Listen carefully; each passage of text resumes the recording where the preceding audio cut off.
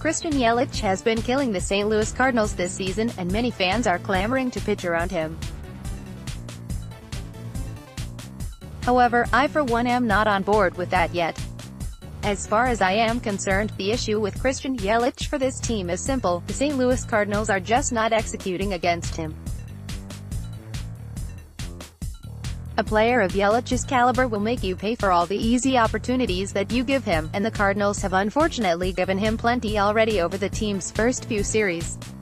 Now I will admit that not all of the pitches that Yelich has hit off the Cardinals this season have been meatballs or balls set on a tee, but there have been a sizable amount that would simply be a bad pitch to throw to any professional hitter, much less the reigning NL MVP on a divisional rival team.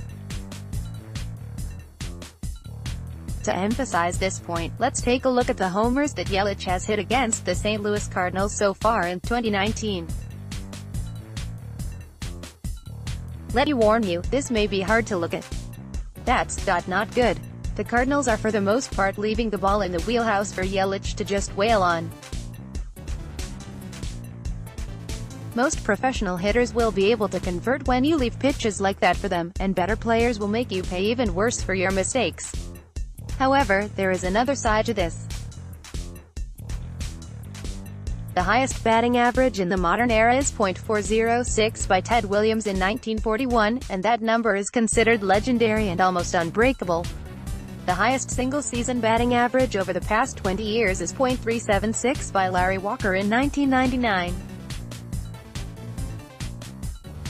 So, hitting over .350, or 7 hits in every 20 at-bats, is considered among the greats. My point? No matter who you are, hitting a baseball is still really hard, and you will fail more than you succeed no matter who you are.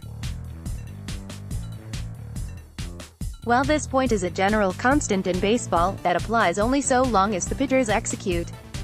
If elite players who are used to being pitched to the corners see pitch after pitch come down their sweet spot, chances are they will hit the ball well. I am not asking for Cardinals relievers to paint the corners at an elite level or anything like that, because that's like asking an ostrich to fly.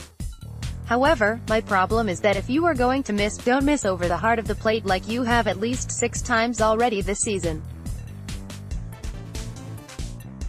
If you want to consider that not pitching to Yelich, then sure, avoid Yelich all you want. But this isn't Barry Bonds just yet, and even the high fastballs are good pitches for sluggers to rake if they see it coming, so the St.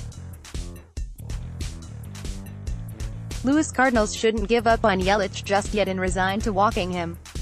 The Cardinals should try to encourage grounders against Yelich, which means keeping the ball low and missing in the dirt.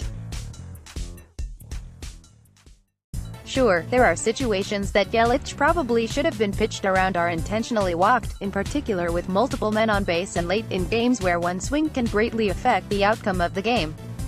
However, to just resign to pitching around him at all times is something that no one has really earned since Barry Bonds, and something that hasn't been earned by Yelich, despite his torrid start against the Cardinals. Next, why do the Cardinals continue to pitch to Yelich? Want your voice heard? Join the Redbird Rants team. Write for us. If Christian Yelich continues this trend against execution that can't be complained about, then the option to pitch around Yelich entirely becomes one that should be considered. However, the next step at this current time is not to pitch around Yelich. If the St. Louis Cardinals cannot execute against Yelich, they won't be able to get too far anyway, so the growth of the 2019 Cardinals starts with executing pitches against Yelich and other top-tier hitters. Let's block ads. Why?